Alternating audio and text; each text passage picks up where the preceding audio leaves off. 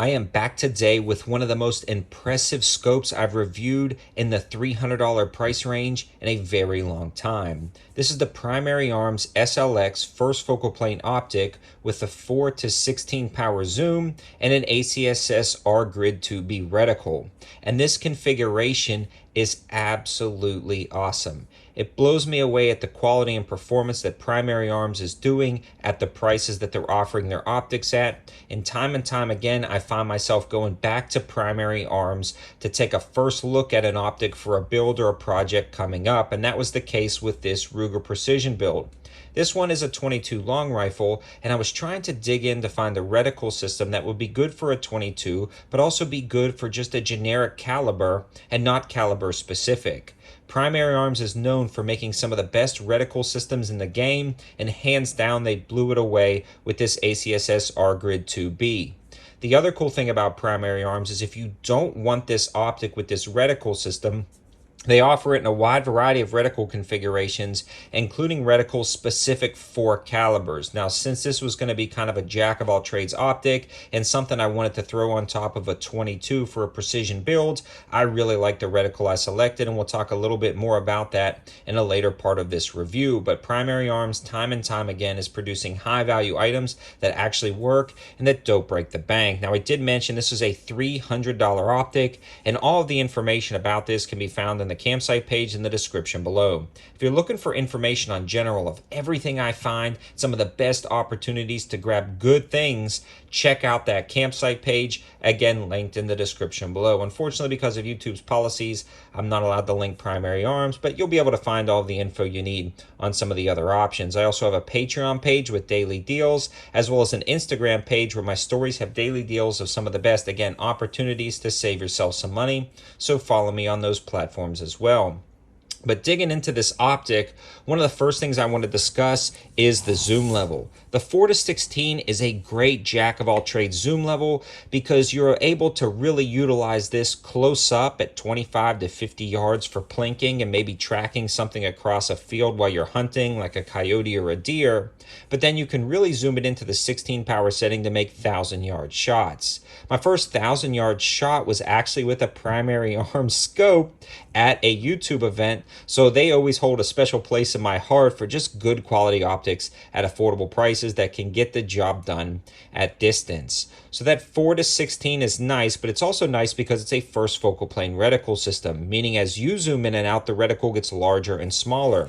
So in this case, the grid system is going to be effective at every single zoom level. Unlike a second focal plane optic where the grid is only going to be effective at the maximum zoom level, This one's going to be good at every single range, which is key when you have such a large range like 4 to 16.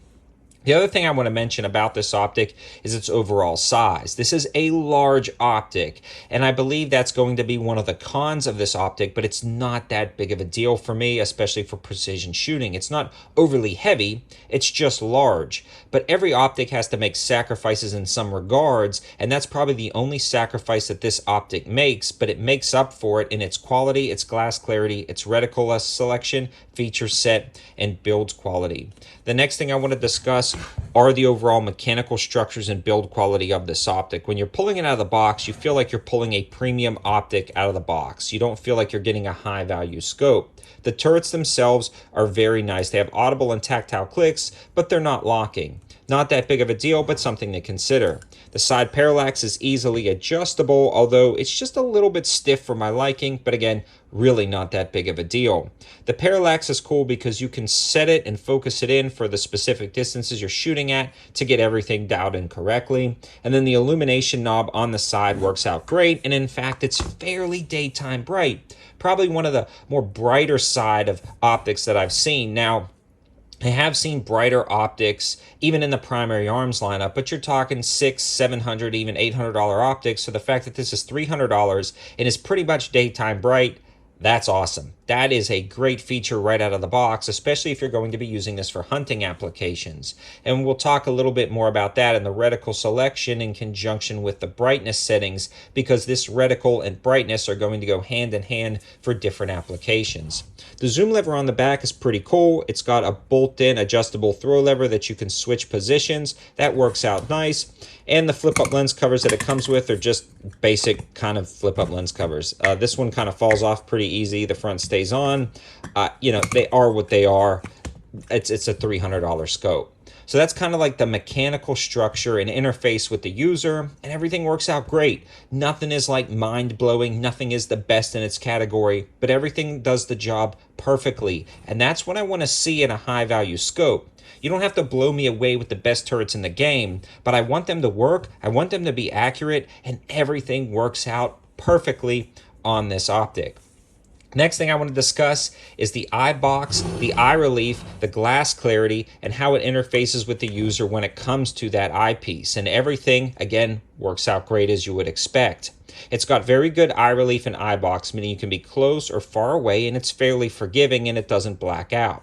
You can be up, down, left, or right, especially at the 4 power setting, and it doesn't black out. So that allows you, if you're in a deer stand or set up in a blind, to track something across a field to take your shots, and it works out great. You're not going to have issues if your head's slightly left or slightly right with seeing your target.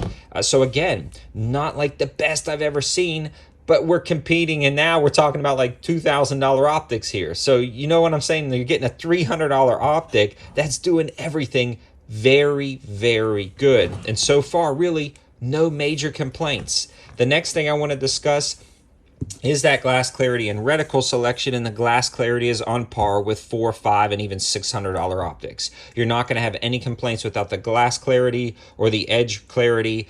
It just works out great. The reticle selection on this is really, in my opinion, what takes it a step up, and that's what Primary Arms is known for, making good quality reticles that give you easy to understand information, easily to digest information, and it gives you ranging tools built in. So you can see this is the reticle with the grid pattern. It's not overly cluttered, but it does give you a lot of information. This is perfect for a 22 because it's not caliber specific. This can also swap out for a 223 and work really well. And since it's a first focal plane reticle, this large circle is visible at the 4 power setting. And that's what you want to see. So if you are hunting close up, that illumination getting fairly daytime bright allows it to almost kind of like act like a red dot-ish scenario at the 4 power setting. So it's very easy to take your shots close up. Now what they've done is they've engineered the reticle to have a chevron point, so when you zoom in all the way to the 16 power setting, you still have an infinity aiming point, so you can take precise shots out to 1,000 yards. So somehow Primary Arms has designed the reticle that at the 4 power setting you can make easy shots, And at the 16 power setting, you can make easy shots. And that's something that Primary Arms succeeds at that a lot of other companies fail at. This also gives you a ton of information built into the reticle system in almost every single application that you can possibly think of for ranging, bullet drop compensation, as well as ranging your target with the ranging tool right there on the side. You can see the 4, 6, 8, and 1,000 yard mark, and it explains how to utilize this with the average 5'10" tall target. How cool is that it gives you all of that ranging information built in and bullet drop compensation built in. They also give you this nice handy pamphlet, and I love when they do this. You can roll it up, stick it in your grip, and take it with you, or you can take some photos on your phone or even get some information online, but they give you all of that in the box. In a nutshell, I have actual zero real-life complaints about this optic. I highly recommend it. If you have $300 to spend on an optic, you're not going to go wrong with this one, especially with this reticle system. It took me a while to dig through and find exactly what I want for this Precision 22 build, but this truly is something that can go on a wide variety of other applications. Now, for those of you saying, oh, well, you put it on a 22, how do you know it's going to hold zero? I've shot primary optics 223, 65 Creedmoor, 308 on everything that I own, pretty much every caliber that I own. I've never had one fail, walk loose, lose zero. They just keep working, and there's no doubt in my mind that this one would hold up to everything. It just was perfect for this precision build, and I wanted to get some more trigger time behind it with plinking to understand the reticle better, because that's why I really selected this one in this configuration, and I've fallen in love with it. I think you will too.